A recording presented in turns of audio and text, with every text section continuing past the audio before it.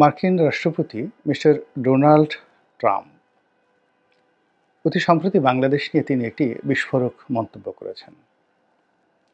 তিনি বলেছেন যে তার পূর্বসূরি মিস্টার জো বাইডেন সেই আমলে বাংলাদেশের জন্য, বাংলাদেশের রাজনীতি উন্নত করার জন্য ভোটারদেরকে মানে ওখানে যে সকল প্রকল্পে ভালো ভালো কথা থাকে সেই সকল ভালো ভালো কথার আলোকে একটি প্রকল্প বানিয়ে সেই প্রকল্পের বিপরীতে $২৯ মিলিয়ন, যা বাংলাদেশি টাকায় ৩৫০ কোটি টাকা হয়। এই টাকা বাংলাদেশের একটি প্রতিষ্ঠানকে দেয়া হয়েছে, যেটি কাগজে কলমে নামকা ওয়াস্তে এই প্রতিষ্ঠান। মিস্টার ডোনাল্ড ট্রাম্প আরও বলেছেন যে সেই প্রতিষ্ঠানে মাত্র ২ জন ব্যক্তি রয়েছে এবং সেই প্রতিষ্ঠানের নাম কেউ জানে না। এবং তিনি ঠাট্টা করে বলার চেষ্টা করেছেন যে তারা এই টাকা নিয়েছে, টাকা নিয়ে তারা কোনো এই টাকা খরচ করেনি এবং এই টাকা নিয়ে তারা খুবই ধনী হয়ে গেছে। এবং যে সকল মানুষ এই টাকা নিয়েছে তারা হয়তো সর্বোচ্চ $১০,০০০ ভিক্ষুক। মানে দে ক্যান এক্সপেক্ট, তারা আশা করতে পারে, উপার্জন নয়, তারা আশা করতে পারে হাত পেতে মানুষের কাছ থেকে বড়জোর $১০,০০০।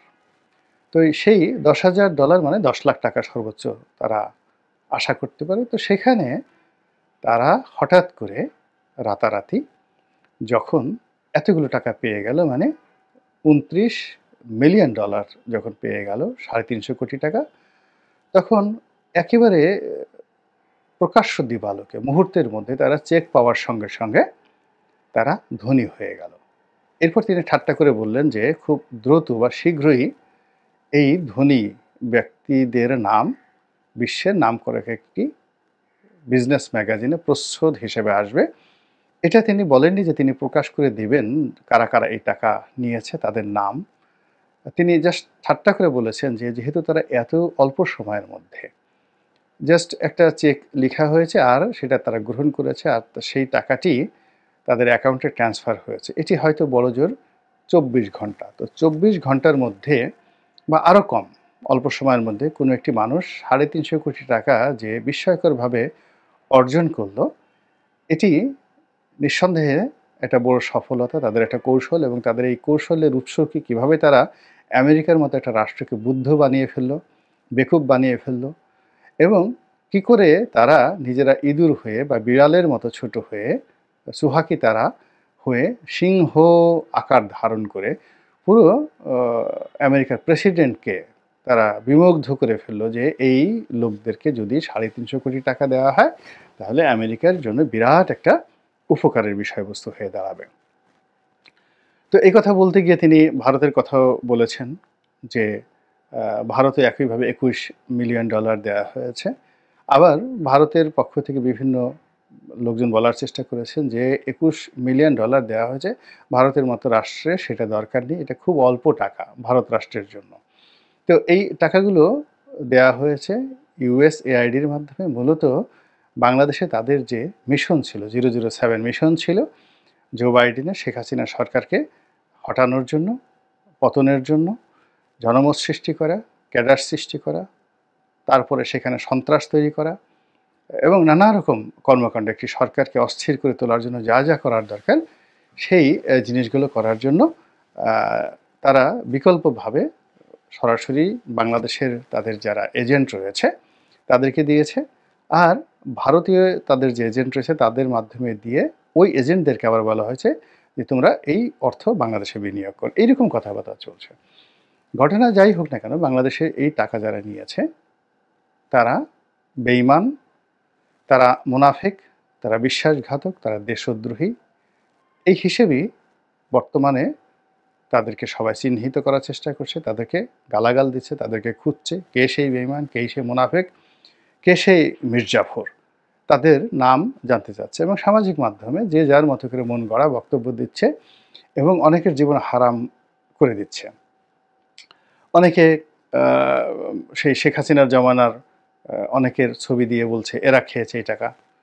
অনেকে এই বর্তমান জমানাতে যারা খুব বেশি সরকারের আশেপাশে ঘুরঘুর করছে তাদের ছবি দিচ্ছে, বলছে এরা এ টাকা খেয়েছে। কেউ শিক্ষক, কেউ অধ্যাপক, কেউ ডক্টরেট, কেউ এনজিওর মালিক। মানে পুরো বিষয়টা নিয়ে যে অবিশ্বাস, যে সন্দেহ তৈরি হচ্ছে, এটি নিয়ে যেকোনো সময় একটি অস্বাভাবিক, অনভিপ্রেত এবং অস্বস্তিকর একটি পরিবেশ তৈরি হবে এবং যেকোনো দুর্ঘটনা ঘটে যেতে পারে।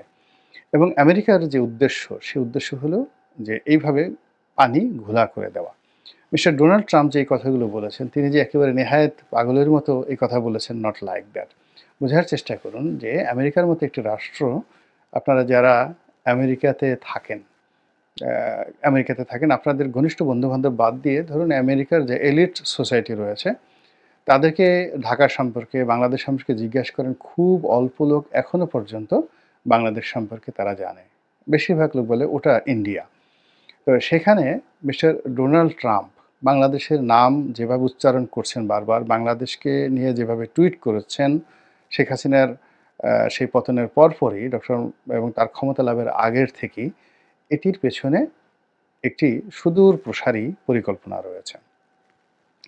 এবং তিনি যেভাবে টুইট করছেন, যেভাবে ডক্টর মোহাম্মদ ইউনূসের সরকারকে নাজেহাল করার চেষ্টা করছেন, যেভাবে আবার ইলন মাস্ককে দিয়ে এই সরকারের ভিতরে ঢুকে শাখের করাত হওয়ার চেষ্টা করছেন, যেভাবে শেখ হাসিনাকে প্রমোট করার চেষ্টা করছেন, নরেন্দ্র মোদীকে প্রমোট করার চেষ্টা করছেন, যেভাবে এই যারা বিপ্লব, জুলাই আগস্টের যে বিপ্লব, সেই বিপ্লবকে কলুষিত করার চেষ্টা করছেন, এটি তার একক সিদ্ধান্ত নয়, আর এই ব্যাপারে তার চিন্তা করারও সময় নেই। তার যে উপদেষ্টা মণ্ডলী রয়েছে, তার যে লবিস্ট গ্রুপ রয়েছে, তার যে এক্সিকিউটিভ বডি রয়েছে, সেখানে এরকম ব্যক্তি রয়েছেন বা গ্রুপ অফ পিপল রয়েছেন যারা এই ধরনের তথ্য দিয়ে, উপাত্ত দিয়ে, কাগজ দিয়ে, পত্র দিয়ে প্রেসিডেন্টের সামনে সেটি উপস্থাপন করে প্রেসিডেন্টকে দিয়ে সেই কথাগুলো বলাচ্ছেন। এখন আমাদের একটা ছোট দেশ, আমেরিকার তুলনায় এত ছোট কল্পনাই করা যায় না সব দিক থেকে। তো সেই দেশে একজন প্রধানমন্ত্রী কিংবা এখন প্রধান উপদেষ্টা যিনি রয়েছেন তিনি, অথবা ধরুন একজন মন্ত্রী, তার মুখ দিয়ে যেকোনো একটা কথা বের করানোটাই আমাদের এই সমাজে অনেক দুরূহ একটা বিষয়। বাংলাদেশে ডক্টর ইউনূসকে নিয়ে যেকোনো কথা কিন্তু আমরা এখন মার্কেটে ছাড়তে পারছি না বা বলতে পারছি না। তো এই যদি হয় আমাদের অবস্থা, তাহলে আমেরিকার প্রেসিডেন্টকে দিয়ে বাংলাদেশের মতো একটা ছোট রাষ্ট্র নিয়ে একটা কথা বলানো, এর পেছনে একটা বিরাট ফাইলের ওয়ার্ক রয়েছে, কাজ রয়েছে, এবং সেই কাজটি হচ্ছে যেটি আমাদেরকে অনুধাবন করতে হবে। যেমন ধরুন, আমাদের দেশে এখন যদি কেউ পপুয়া নিউ গিনি নিয়া কথা বলে আমাদের ডক্টর মোহাম্মদ ইউনূস, কিংবা ভানুয়াতু নামক যে একটা দেশ আছে, এই দেশের একটা বিষয় নিয়ে যদি ডক্টর মোহাম্মদ ইউনূস কথা বলেন, তাহলে বুঝতে হবে কি আমাদের পররাষ্ট্র মন্ত্রণালয় এবং আমাদের এই এখন যারা বিপ্লবের নায়ক রয়েছেন, উপদেষ্টা মণ্ডলী রয়েছেন, তাদের একটা বিরাট গ্রুপ এই দুটো রাষ্ট্র সম্পর্কে আগ্রহী, এবং তারা ওখানে নাক গলানোর জন্য বা ওখানে কোনো কিছু ঘটানোর জন্য প্রেসিডেন্টের বা প্রধান উপদেষ্টার ক্ষমতাটাকে ব্যবহার করতে চাচ্ছেন। আদারওয়াইজ আমাদের দেশে ভানুয়াতু নিয়ে কথা বলার সময় ডক্টর মোহাম্মদ ইউনূসের নেই। তো বাংলাদেশের জন্য যেভাবে ভানুয়াতু একটা খুবই ছোট একটা অনুল্লেখ্য বিষয়, আমেরিকার জন্য বাংলাদেশ তদ্রূপই একটা বিষয়। তো সেই বিষয় নিয়ে তিনি যে কথাগুলো বলছেন, এটি ডোনাল্ড ট্রাম্প সরকারের শুরু, বাংলাদেশ নিয়ে খেলাধুলার শুরু।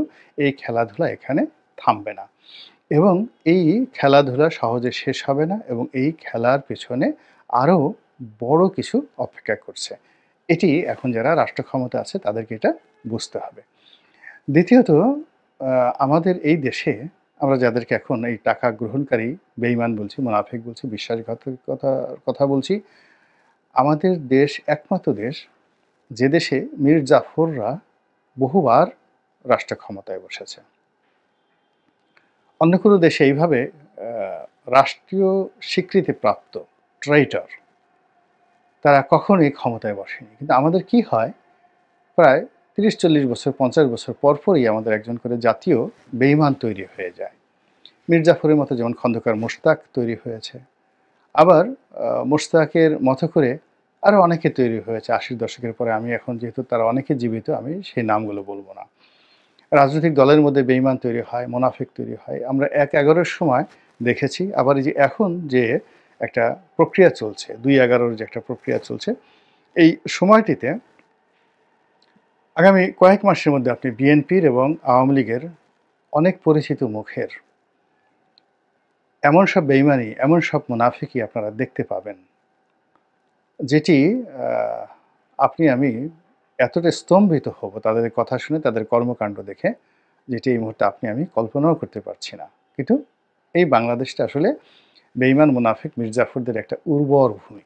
বহু যুগে এই বেঈমান মুনাফিকরা ছিল।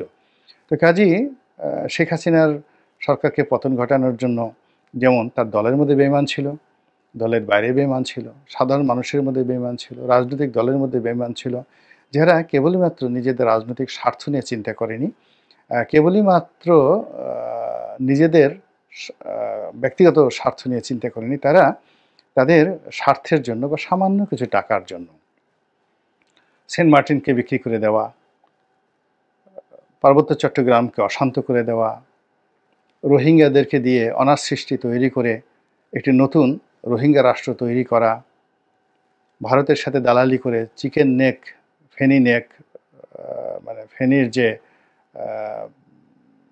করিডোর রয়েছে, এই করিডোরগুলো বা শিলিগুড়ি করিডোর যে রয়েছে, সেইগুলোতে যে চিকেন নেকগুলো রয়েছে, সেই চিকেন নেকগুলোর মাধ্যমে ভারতকে আমাদের দেশে ঢুকিয়ে দেয়া, এই সকল বেইমানি, মুনাফিকি, দেশদ্রোহীমূলক কর্মকাণ্ড করার জন্য আমাদের এই সমাজে লোকের অভাব নেই।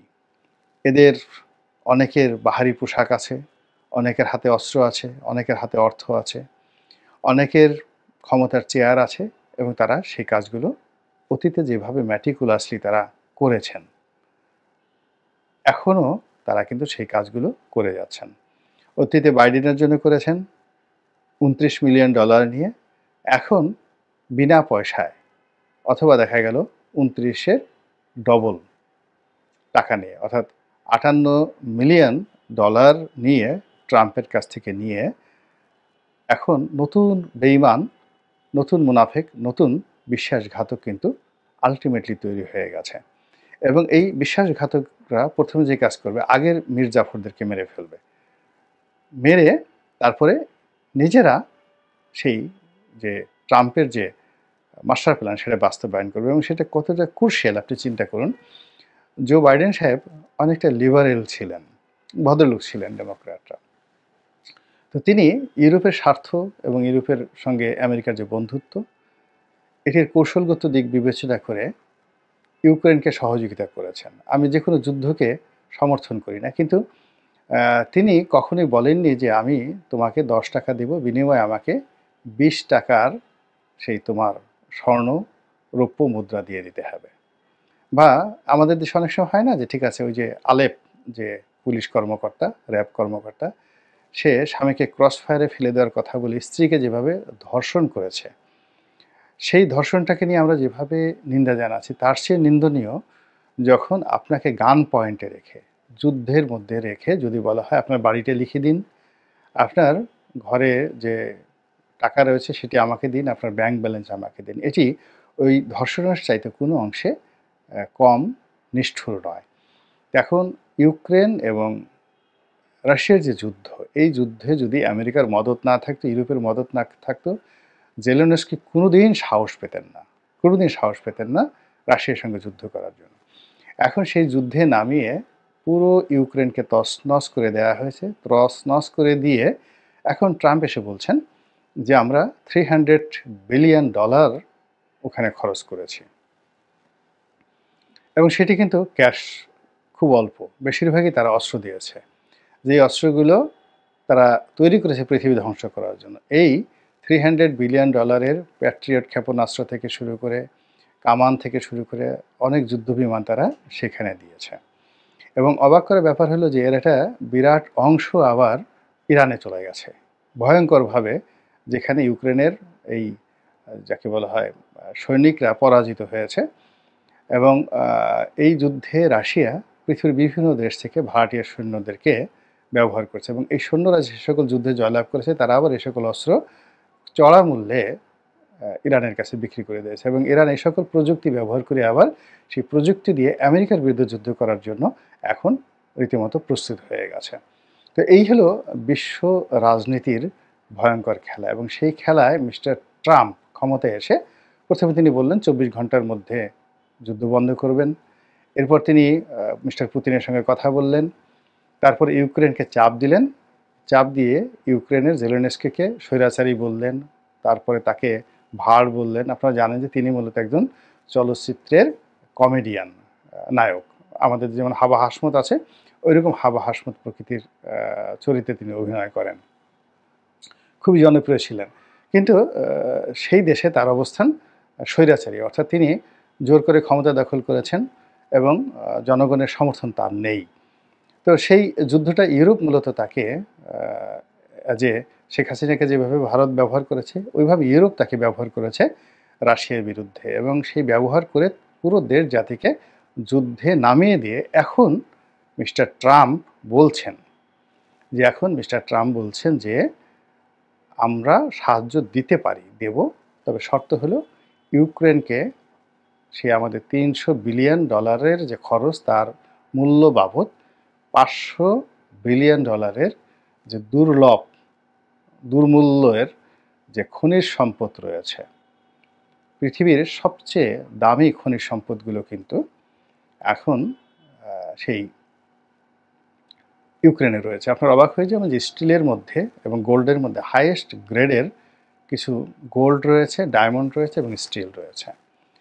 পৃথিবীর সবচেয়ে দামি দামি কোম্পানিগুলো এই মেটালগুলো ব্যবহার করে, যেমন ধরেন রোলেক্স, তারপরে ওমেগা, প্যাটেক ফিলিপ, এই ঘড়ি কোম্পানিগুলো তাদের যে হোয়াইট গোল্ড কিংবা তাদের যে স্টিলগুলো, এগুলো ব্যবহার করে এবং ইউক্রেন থেকে এগুলো আনে এবং গত এই 3 বছর ধরে এই সাপ্লাইগুলো তারা ইউক্রেন থেকে পাচ্ছে না। ফলে কি হচ্ছে, ওয়ার্ল্ড ওয়াইড সেই প্রায় 40% এই সকল লাক্সারি আইটেমের দাম বাড়িয়ে দেওয়া হয়েছে বা বেড়ে গেছে এবং ওই প্রোডাক্টগুলো পাওয়া যাচ্ছে না। তদ্রূপ নিউক্লিয়ার সায়েন্স থেকে শুরু করে মেডিকেল সায়েন্সের অনেক গুরুত্বপূর্ণ যাকে বলা হয় উপকরণ এই ইউক্রেনে রয়েছে। এখন এই যে যুদ্ধের মধ্যে ফেলে দিয়ে মিস্টার ডোনাল্ড ট্রাম্প সেই যাকে বলে খনিজ সম্পদগুলো তারা নিয়ে নিতে চাচ্ছে। প্রথমে জেলেনস্কি রাজি হননি, এখন রাজি হচ্ছে। একই গেম বাংলাদেশে শুরু হয়েছে। ইউক্রেনের মতো করে যাকে বলা হয় জো বাইডেন এখানে যাদেরকে $29 বিলিয়ন দিয়েছে, মিস্টার ডোনাল্ড ট্রাম্প একই কর্ম করার জন্য আরও বেশি, দরকার হলে $2 বিলিয়ন, মিলিয়ন নয়, $2 বিলিয়ন দিতে রাজি। কিন্তু ওই যে বাইডেন যে চাইছে তার সঙ্গে সঙ্গে তিনি আরও কিছু চাইবেন, যে শুধুমাত্র সেন্ট মার্টিন নয়, আমি কক্সবাজার চাই, উখিয়া চাই, টেকনাফ চাই। তো এটা এই নতুন যারা বেঈমান এই ডোনাল্ড ট্রাম্পের চাপের মধ্যে পড়বেন, তারা দস্তখত দিতে বাধ্য হবেন, অনেকটা জেলেনস্কির মতো করে। আবার ওই যে শেখ হাসিনাকে নিয়ে গিয়ে তারা বাংলাদেশে যখন শেখ হাসিনা ছিল তারা করিডোর পেয়েছে, তারপরে তারা এখানে বন্দর ব্যবহার করার সুযোগ পেয়েছে, আর অনেক কিছু পেয়েছে। তারপর তারা ওখান থেকে বিদ্যুৎ দেওয়ার সুযোগ পেয়েছে। এখন সেই শেখ হাসিনাকে দিল্লিতে রেখে তারা যে জামায়াতদারি করছে, না, তারা বাংলাদেশের বাকি সম্পদগুলো নেয়ার জন্য তার সঙ্গে দর কষাকষি করছে এবং সেখানে যদি দর কষাকষি ফাইনাল হয়ে যায়, দরকার হলে রাশিয়া যেভাবে ইউক্রেনের সৈন্য সমাবেশ করেছে, ভারত যদি এখানে সৈন্য সমাবেশ করে, অস্বাভাবিক কিছু নয়। তো বোঝার চেষ্টা করুন যে এই বিভিন্ন সময় বেঈমান এবং মোনাফেকদের কারণে যারাই বিদেশি শক্তির হাতিয়ার হয়ে অর্থ নিয়ে, বিত্ত নিয়ে কাজ করে আলটিমেটলি আমাদের দেশকে তাদের হাতে তুলে দেওয়ার জন্য যে চক্রান্ত তারা করে আসছে, সেই চক্রান্তের হোতা হিসেবে মিস্টার ডোনাল্ড ট্রাম্পের মুখ দিয়ে যে নামগুলো আসছে, আমরা যদি তাদেরকে খুঁজে বের করতে পারি, তাদেরকে শাস্তি দিতে পারি, তাহলে ভবিষ্যতে মিস্টার ট্রাম্প আর এখানে সহসা বেঈমান মুনাফিক খুঁজে পাবেন না।